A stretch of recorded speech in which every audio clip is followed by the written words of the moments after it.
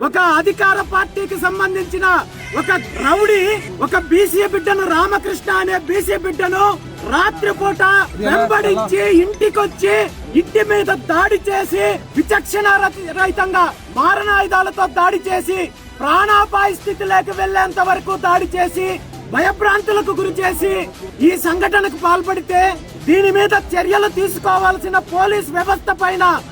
ఒత్తిడి తీసుకొచ్చిన స్థానిక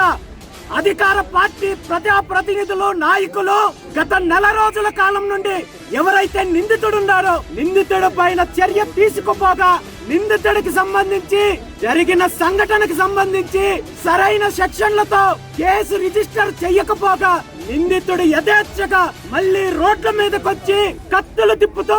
అందరినీ భయభ్రాంతులకు గురి చేస్తున్నాడంటే ఈ రాష్ట్రంలో శాంతి భద్రతలు ఎలా ఉన్నాయో, ముఖ్యంగా బీసీలకు రక్షణ ఎలా ఉందో మనం చూడొచ్చు.